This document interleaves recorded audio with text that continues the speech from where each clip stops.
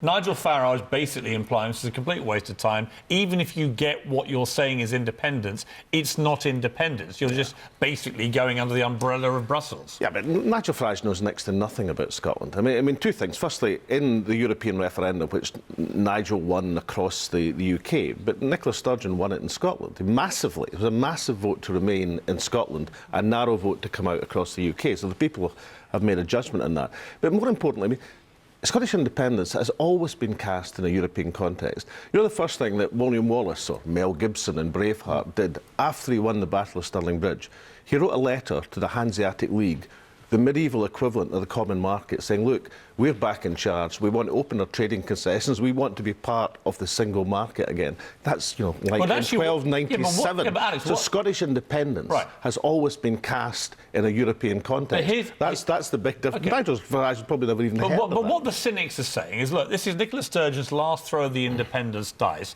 She's timed when she wants to have this debate perfectly for when there is maximum uncertainty and chaos. In other words, as we come out of the Brexit deal or no deal, there will be a lot of uncertainty as to whether it will work. Isn't the fairer thing, if you genuinely believe in, as your argument goes about post-Brexit itself, that you need time to work out how this plays out, is it not more prudent for Scotland to wait and say until 2021, 22? So we know the deal. So we actually know, Scottish people know what they're voting for. They know if the deal or no deal has actually worked for Scotland. Well, by definition, you'll be in that position when there's a Scottish referendum, because in order to have a vote in the Westminster Parliament, you have to have no deal or the deal agreed by the end of next year, so there can be a vote before Brexit. So if there's a referendum, as Nicola said, up until the spring of 2019, you'll be in that position. You'll know what the UK position is and be able to judge the Scottish position against it. You won't know if it's worked, and you won't know if it's benefited the people of Scotland. Sorry, you'll know what the deal is. But there's two other points. One, if Theresa May wanted to avoid this timing,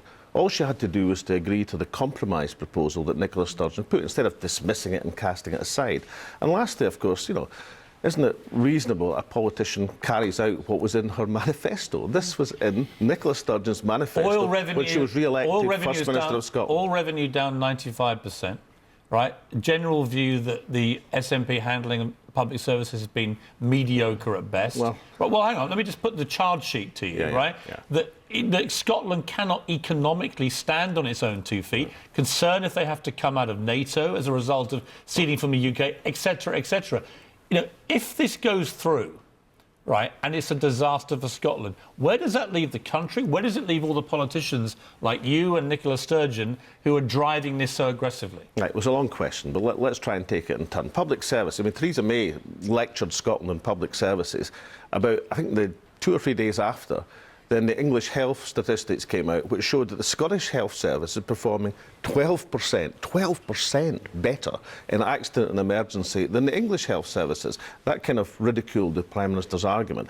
And secondly, the question is going to be argued in this referendum, can Scotland, with the human, the natural resources we have, be a prosperous, independent European nation? And when we get down to that argument and look at the massive resources of Scotland, look at the fact, for example, yes, it is. I mean, for example, one quote.